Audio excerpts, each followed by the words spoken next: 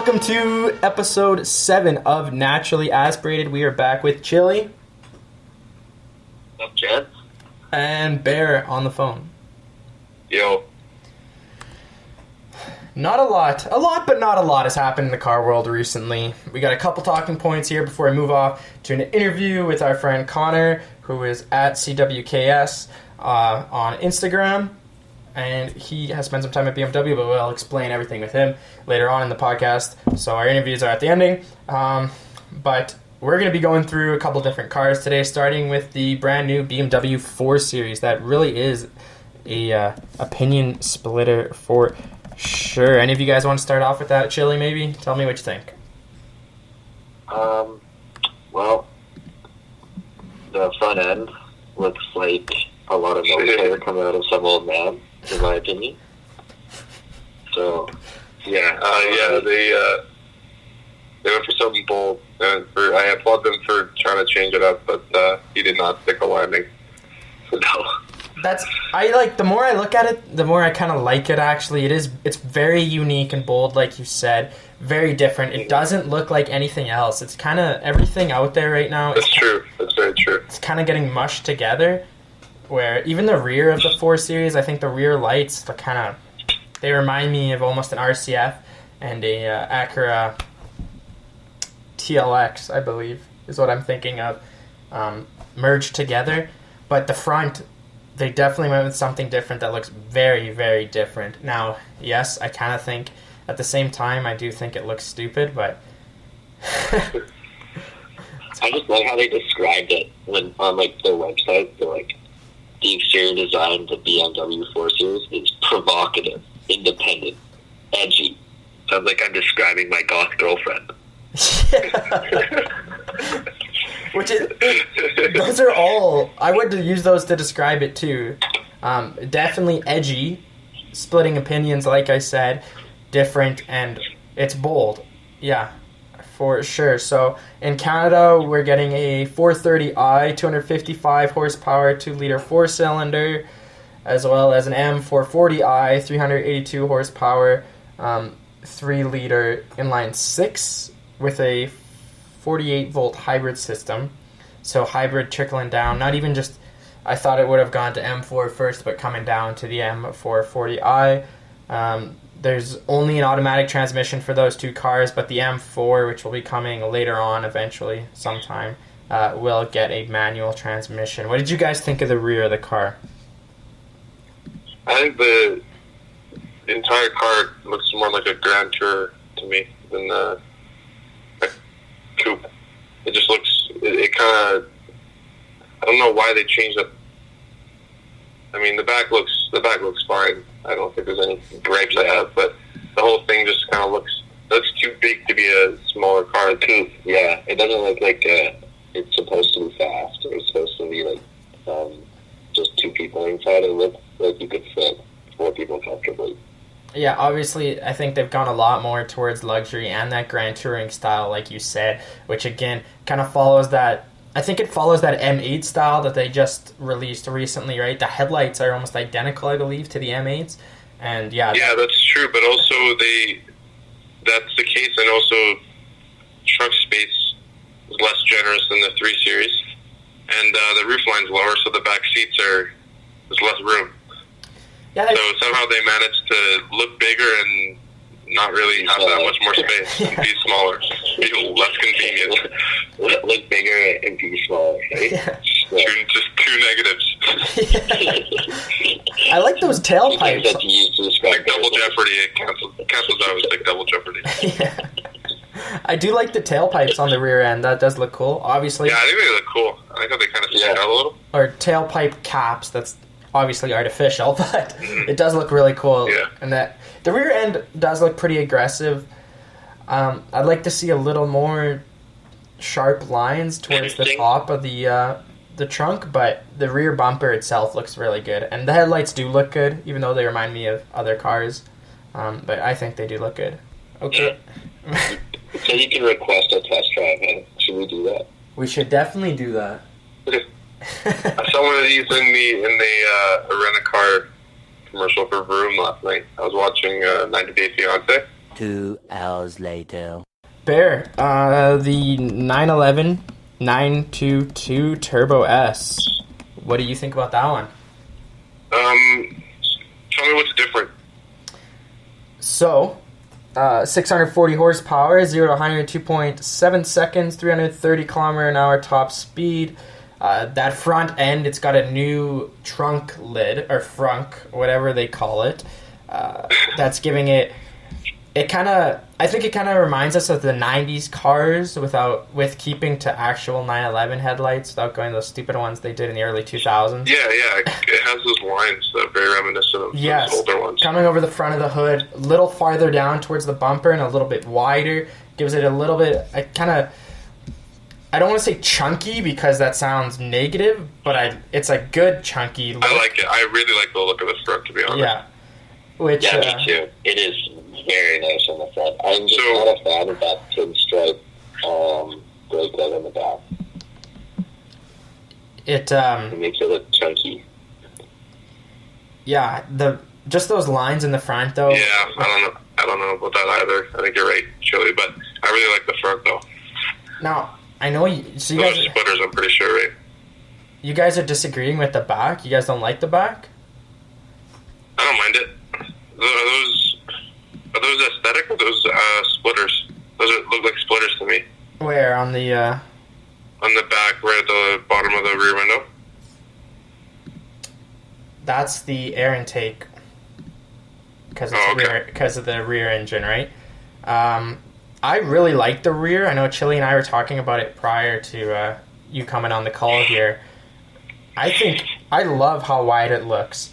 It makes it look planted and just like it looks like it's going to stick to any corners, and that acceleration is going to be just that extra oomph, right? So I think it does that. The fenders are wider than the previous 911. I can't give you the numbers. I don't quite remember. But also that big light bar that Chili for some reason doesn't like. I think that looks so cool with the big Porsche. It just reminds me of every Pixar mom out there. You know what I mean?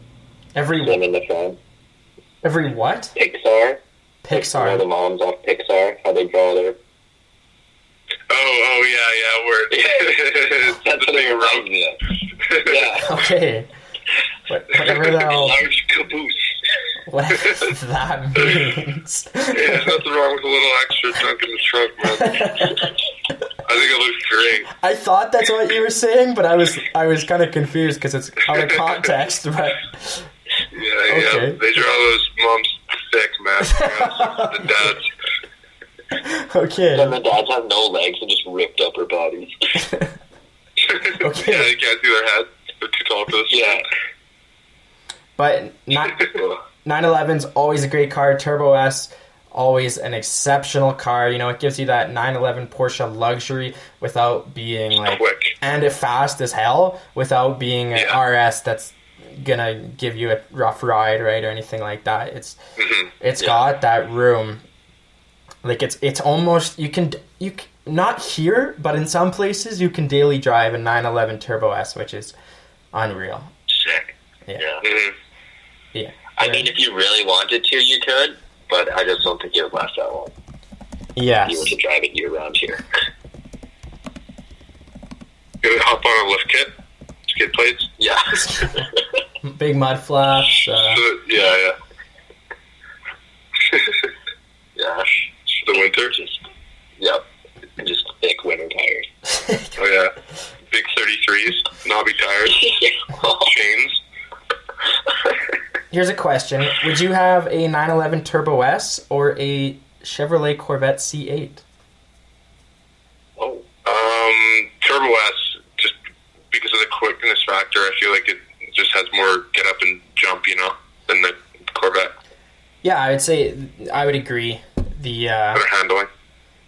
Yeah, it's just a little more. Yeah. It's a Porsche. The Corvette is still a Chevy. This is a Porsche. And the Corvette, though, I must say, it looks unreal. It does look really good, but I kind of got a soft spot for Porsche. They're my number 2 behind Ferrari, and I think the Porsche. I just love that styling on the new 922s. So I would say the Porsche looks better in my opinion, but Yeah, the vet they opened up the grill. It's starting to look more and more like creeping towards maybe like an F12 or like maybe even a Jaguar kind of shape. You mean the front bumper style? Yeah, the front end of the C8, the 2020. Yeah, I mean, obviously mid-engine though, so it's stubby compared. Yeah. But yeah, I mean, yeah. What about? Here's a company that I always think is kind of weird, and I don't really know where they line up. This isn't on our list, but I'm gonna mention it. Just Aston Martin, would you have an Aston Martin, any Aston Martin over a 911 Turbo S? No. I don't know. Maybe no, I wouldn't I mean, excluding Valhalla and Valkyrie and things. Yeah, but either way, even if you include those, I don't even know if I would because you can't drive them. That's true. When are you gonna drive those ever? Let's see, yeah, exactly. Especially here where there's potholes everywhere and stuff. You got to be in perfect road conditions. I don't know. I don't understand. I like Astons. I think they look pretty good, and the rumble's nice. But they're just in an interesting spot that I don't know what they're supposed to be. They almost insert themselves into a range of competition that they just really don't have much of a chance in. They step up to compete against these big brands, and there's almost zero situations I can think of where I'd pick any Aston Martin over its competitor car.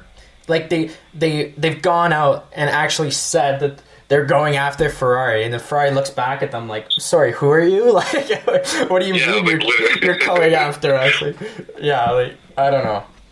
They want to be the quote British Ferrari. Their classics are sick though. Yes. But they're new. Yeah, like the old James Bond ones. Very downhill. Yes. Yeah. Well, because those were, I don't know, I think if they were to take it down a notch and maybe enter a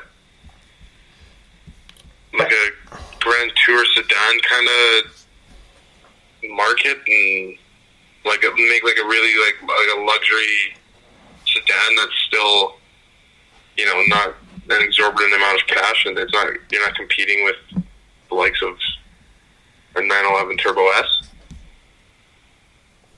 Maybe they'll sell more, but I don't know. I see them more in line, like a Vantage in line with the 718 Cayman or something, I don't know. They're just in a weird spot for me, and I don't understand where they're going. They release Valhalla and Valkyrie, and then a couple months later they release a SUV. Are you a hypercar brand, or are you a SUV brand? That's quite the wide range, and it's kind of too diluted and too spread out for me, I believe. And it's shown. Random. It's shown in their stocks, man. They're almost bankrupt. They're rebounding a little bit right now, but they went down from $100, $200 or something. They went down to $34 one day, and I was gonna buy a bunch, but I don't trust them because I don't. I sat down. I thought about it. I was like, they might not rebound. Big investor over there, Dave. Yeah, big investor guy over here. I was thinking they might not rebound. They've gone up a little bit. I think it's at $70 now, so it's doubled from what it was. Did they get bought out? They got bought by Lawrence Stroll, the Canadian billionaire. Right. So. Lance's dad. Yes, they Good. And he's canned a bunch of people. He's kind of clearing house, so we'll see what direction he brings them in. He might completely change it. And they leaked up. Stock went up 25%, dude. Yes, but look, that could have been a quick return. It could have been a quick return, yeah, but it's starting to go down again, I think, if I remember recently, but still, I don't know. It's a big risk one even now. And because nobody knows where they're going, and every day seems like something worse just keeps happening. We'll see. They plan to enter F1 with Lawrence Stroll as a racing point, but we'll see about that. Yeah, does that even matter over here? To most people, no. To most car people, no. But to me, yeah. All right. Very important, Dave. So Ford Bronco coming out July 13th. really soon here. From the spy shots, sure. everything like that. Bear, as a big Jeep fan, what are your initial thoughts on it? It looks like one of those Toyota Land Cruisers. No, what are they called? Are they the FJ? Are you thinking of a Suzuki Jimny. Look it up right now. No, the FJ. It looks like a Toyota FJ. No, look up a Suzuki Jimny. Look it up. Jimny? Anyone listening, Yeah. when you have time, look up a Suzuki Jimny. Yeah, Jim It looks and like then NY. Yeah, I see it. It looks like a mix of that, a Toyota FJ, and like one of the new Jeep Rubicons. I think it looks so much like a Jimny, it's unbelievable. That it kind of sucks. Yeah, I don't know. It's stupid. Why? Like, what's the point? I like... And the funny thing is they were about to release it on July 9th, which is O.J. Simpson's birthday, and they moved it back 4 days. No, wait, that's right. I forgot they had about to delay that. it to July That would have been the 15th, perfect thing. That would have been such a Just all white ones, too, at launch. Yeah, What if and the that's all that company they sell says for the is- first 4 days. Yeah. Just all white ones. They sell out. And on the What is front, worse? and you can get a little OJ sticker that goes right on the dash. He's gonna be there. He's gonna be the host. That'd be so funny. You just get a pair of brown leather gloves in the console with every Bronco. Back to the car, though. I think, like, the renders and stuff, I think it looks decent. It's interesting. It doesn't really go in with any of Ford's styling, but it looks decent. Not at all. We'll see. I have some expected stats on it here. 231 horsepower from the Ranger's Turbo 4. I kind of feel like it should at least have a V6. Yeah, I also agree. Ideally a V8, but apparently that's the Antichrist now. So, Save the trees. why do I have... Oh, I'm sorry. A 2.3 liter Turbo 4 with 270 horsepower. It's still 270 horsepower. I would like a little more. And Yeah, that seems piddly for this thing. What's the cost? This thing it just looks so soft. It doesn't look like a tough car. no, I think I don't know. the styling is a little feminine, and I think that's the direction it's going to go when it hits the market. It's going to be... Yeah, this looks like Ford Flex. it looks like a GTA render of a real life car. Yes. Like the GTA version that has to be like slightly changed up so they don't get copyright strike for it. Yeah, exactly. It has the Raptor wheels, though. I'll give it that. Yeah. Which are, like, kind of ugly, but they're, like, tough at least. I do like the kind of the Bronco across the front with the lights on the inside and stuff. I think that looks pretty cool. But Think it's worth $30,000? I don't know. I have to see the interior and stuff. Everything else around it. Did you ever pay for $30,000 for that? No, because I wouldn't buy it for anything. I don't mind. I don't hate it, but I don't like it. I can't really even think of what to say about it because I think they're sick.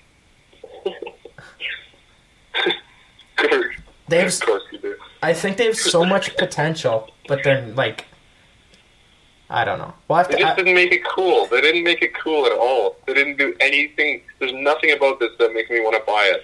They didn't do anything to make it stand out or make it special in any way. It's just a plastic Barbie car. Oh my god, Jeep Renegade. Get OJ to endorse it though. Look up the Not Rubicon, Renegade. Yeah, Renegade. That's what it's a Jeep like Renegade that, Suzuki Jimny. Yeah, Jeep Renegade, Suzuki Jimny, Toyota FJ, GTA version.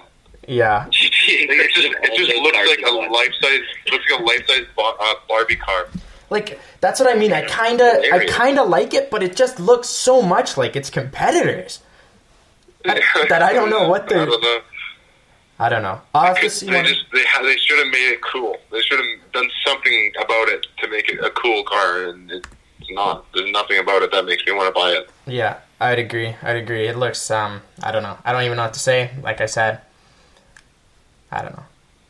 There's supposed to be a Raptor version of this guy too. Yeah, that's probably be Okay, we'll see how that is. I'm assuming that one's going to be the EcoBoost V6 from the Ranger. 335 horse.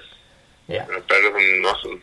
Better than a V4 or a 4-cylinder. V12. Put a V12 in there and I'll buy it. Put a V12 in anything and Dave's will buy it. Yeah, put it in a minivan and I'll buy it. A Ford Sprinter from 1993. All right. Let's head over to our interview, guys, now. Here with Connor at CWKS on Instagram. All right, welcome to our second interview here on Naturally Aspirated. We are here with our friend Connor, Connor, you've spent a lot of time in the automotive industry in a couple different positions. Can you tell me and give me a little bit of rundown of what you've done and what it was like? Hey there, yeah. So, thanks for having me on here. I really appreciate it. And, of course, I was in the industry for a few years here, but to kind of give you the philosophy of myself, I've always considered myself to be a little bit more of a car guy rather than a car salesman. And I say that in the most accurate way possible. But, so I really can only sell cars that I like as a car guy. Like, you wouldn't catch me at a Kia dealership or anything like that. No disrespect to the brand, but I only sell vehicles that I like. So naturally, I actually started with Nissan. Some of their vehicles are my favorites, R34 GTR, R35, Silvia S14, S15, all that stuff, right? And my first vehicle was also a Pathfinder, so, that was kind of my sentimental value with that there. So during that time, that kind of taught me the basics of sales and really kind of opened my eyes to what kind of money I can make, what kind of person I can become, all kinds of stuff, right? So I started there and really kind of learned to move and shake, did a lot of video walk-arounds, and, of course, met some great people within the walls there. So, that was kind of the start of it. But really, where I started and where my car sales got interesting here is when I started with BMW. So, in February of 2017, I started with Edmonton BMW. They were lucky enough to give a guy like me the opportunity at the time. Had really learned the basics there. So I found myself on the doorstep there, and that's where I really started to find my groove. And I spent the first few months of there actually working at Mini Edmonton, learning the brand and kind of understanding what's the deal with Mini, because come on, I wanted to sell BMWs, not Minis, right? But anyway, that kind of introduced me to the little quirky side of BMW Mini, of course, and that also later inspired me to get a John Cooper Works Mini for a short period of time. Oh, nice. But after a little while in the Mini side, that's where I went to BMW, and that's where I stayed for the next couple of years. So during the time, BMW Canada was amazing to work for. One of my favorite times, and I'll use this as an example here, is they flew us out to Victoria, and they treat you like a king on these as well, and that's always nice, to say the least, right? Yeah. It was the X7 and Z4 training. So basically, they had us at this beautiful hotel up in the top of the mountains of Victoria. You can call them mountains. Amazing food up there, really cool spot, and a huge fleet of BMWs. So we started with a fleet of X7s.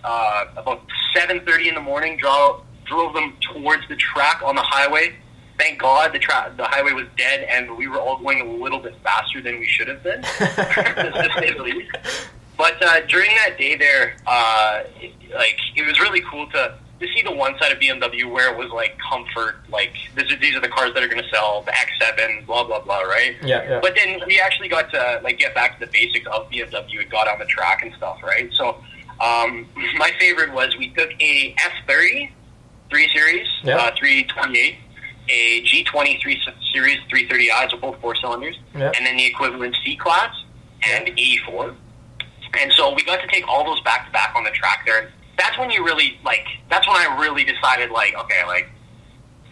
Mercedes and Audi make a fine vehicle, but there's only one BMW, right? Yeah. So, so driving those on the track was a good eye opener. But later in that day, my favorite part of the day really was we got to do a cone course with the brand new Z4, of course, based on the same chassis as the Supra. Yeah. And that was my first real introduction. I drove them around the dealership beforehand, but this was my first time to actually really drive the shit out of it. Pardon my language. It's all good.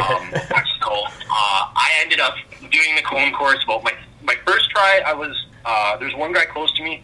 By the third try, which was our final try, I took the M40i, and that was in Misano Blue, and I ended up running the fastest lap time of the day out of everybody. So it earned me pretty sweet props. They called me out for it in the meeting there, and then I got a coffee mug. But the coffee mug, sentimental-wise, is worth way more. Yeah, absolutely. than anything else. But everything was good there, and that was one of the highlights. But day to day, like the monotony of it, did get a little bit tiring on me. But I worked with some amazing clientele, some amazing people at the dealership as well. I learned a lot about politics. I learned a lot about myself. And that's now why I'm working towards being self-employed. And that really helped give me the confidence to let alone run with those kind of guys, the business owners, the managers, the CEOs, and overall kind of help me cater towards what I want to be as a future, right? So it lined up with me pretty well as a whole, as now that I can say I've closed that chapter. So yeah, it sounds like we've spent some time with some BMWs together, and just seeing you talking about how BMW Canada treated you, and even me, like I didn't own one, I didn't do anything, and you were able to bring me out and go for a drive in some of them, and that, yeah, they seem like an awesome brand, and to actually be loyal to their customers and their employees is great to see. Absolutely, man. You mentioned they got that luxury and that speed, that that performance that everybody craves, right? So my question to you, what was your favorite BMW to drive at your time with BMW there? That's a pretty complex question, like, for someone like me, right? Yeah. I thought about this last night, and I wrote down my top three. I've driven a ton of BMWs. Everything, oldest I've driven is an E30, all the way up to E39 M5, E46 M3. Yeah. I daily drive an E46 as well. Yeah, nice. So I love a lot of the older Beamers, but when it comes down to it, I'm going to say, first off, my top is the F90 M5 competition. Yeah. We grew up as kids. I mean, being realistic here, when it wasn't Lamborghinis and Ferraris and Porsches or whatever, it was the M5, right? So, yeah. The S63 V8 twin turbo in that thing, plays the sweetest swan song at this time, because that motor's so old, they've had so many problems with it, but they finally figured it out for this M5, and especially in the competition, if you did get the M Performance exhaust, it's amazing, but just the regular sport exhaust, you let out the gas, it just sounds like thunder clapping. It's really, really awesome. And I mean, as somebody who at the time I wouldn't consider myself as good of a driver when I really got to get on one, but four-wheel drive sport made me feel way more confident than I should have been driving something with 600 horsepower. So it's really a really ballsy car, and they're doing BMW good. I really want to drive the equivalent E-Class, E63 AMG, M5 equivalent, I'll just call it, to really see what Mercedes is putting down, because it's really, really amazing what that car can do, right? Yeah. But yeah, that's a long-winded F90 M5 comp. No, totally agree. Had the opportunity to drive that as well, and yeah, it's insane. It's insane, right? And I'd say probably second in line with me would be, I'd say about, this was a tough one, number two, but I'd say the F15 X5M. Really? I drove at 17. I'd never been more shocked after a driving experience as the first time I drove an X5M. It's stupid. It's the best compliment I can give it. It's absolutely stupid at how you can put a car that big, that lumbering, that practical into a corner the way that it does, and in some circumstances get oversteer out of it, right? It's just amazing. But I ask anybody as a car enthusiast. I know there's a lot of elitists out there that only drive a sedan or a coupe, but bear with me. Drive an X5M once in your life, X5 or X6M, and just really experience what that thing can do into corners. unbelievable. Just an unbelievable vehicle. And that after driving an X5M, it actually inspired me to take a 2018 X3 M40i as a demo, which is also an amazing SUV on its own regard. But that's for another time. Yeah, that actually really surprised me. But it makes sense, right? Like SUVs are getting more and more sporty, and they're getting more and more track-focused style, sporty, right? Yep. Performance style. So yeah, it makes sense to me. But it surprised me a little. But that's really interesting. Yeah, and you know, like I guess maybe it's my inner Alberta boy as well. But yeah. I just love, I love an SUV. My first car was a Pathfinder, like I said, right? Yeah. So. Yeah. But, you know, lastly here, I thought about this one long and hard. I've driven M2 competitions. I've driven the highlight reel of 17 to about now in BMWs, including the M8. Yeah. I will say, and I know I'm going to get flack for this from my buddies, but I have a 2004 E46 330i CHP. So it's the competition pack. So it's got a little bit higher revving motor, really short steering rack, lowered suspension, a short geared 6-speed transmission, and it's just subtle. And you know, like just day-to-day driving, I picked it up for a good price. It's got right now, I just crossed over 394,000 kilometers on it. Oh. But even with those kilometers, I can drive. I can have more fun than I had in. I hate to throw shade here, but a G25 series, like those things were so boring to drive, so dumb, in comparison to so many others. But I pick up this cheap old rusty BMW ZHP, and I have the most fun. And I really, and I've had my nice BMWs before, but this really kind of opened me up to driving and overall working, tinkering, the highs and the lows, when it breaks down, when it works, and it really kind of, it's tied me more to the vehicle and the brand than I'd say some of my leases have. So that's the way I feel about it. Yeah, absolutely. It makes sense, right? Again, your blood and sweat and tears are in that car, right? So it's part of you. You said it, man. Absolutely. Absolutely. So you mentioned you drove the M8 there. This isn't on our list, but I'm going to have to ask you a little bit about it. What did you think of it? You know, when it comes down to it here, it's the coupe BMW M car right now. The big one. Like that daddy's car, right? Yeah. So I drove the convertible. I didn't actually drive the coupe version of it. But, you know, I drove the competition specifically. Sounds just like the M5. The fit and finish of the 8 is beautiful. Yeah. It really gives you I wouldn't say, like, luxurious is a very good word for it, yes, but it gives you a very well-built German feel to the interior, and they added red buttons and stuff, and it's steel and carbon fiber and blah, blah, blah. So the interior looks great, but coming down to driving it, the one thing I will say that kind of disappointed me in the F90 M5 is the launch on it. I got to drive, in my experiences, I've launched a few of them, and traction control off, of course, stability control on, and really had a few good launches in those vehicles. Yeah.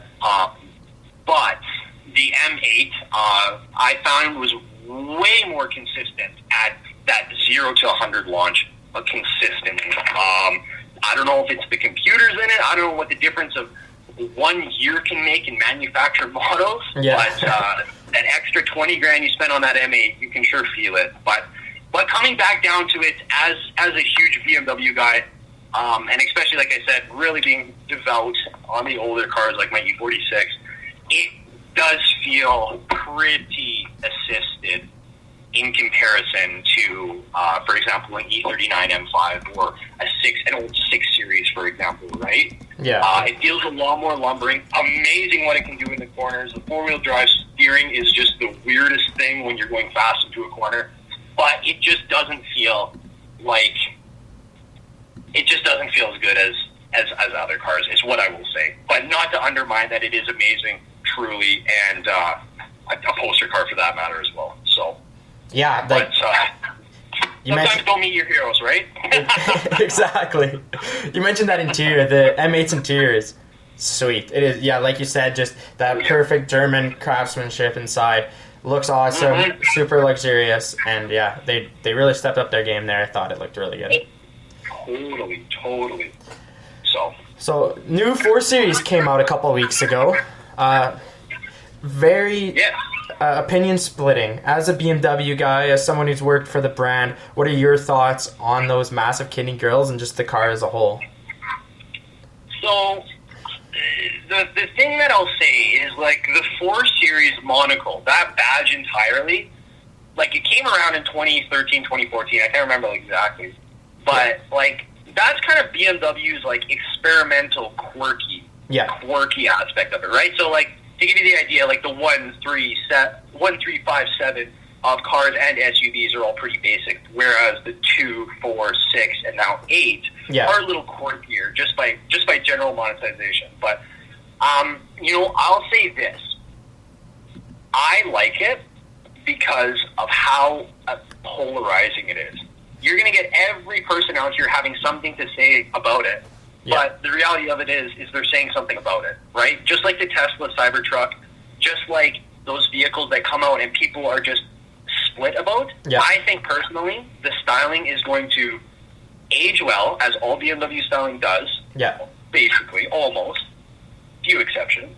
And I think that it's going to, personally, if it's anything like driving the 8 Series or the old 5 Series or even the G23 Series, M340 right now, I think that's going to be a great car. And overall, like, as far as it goes for the coupe segment, like, there's so much competition out there, and that's going to be the trendsetter. Like, that's always been, like, just like the 3 Series, like the 5 Series, like the 7 Series, maybe not the 7 Series, but those are segment-leading vehicles, right? Yeah.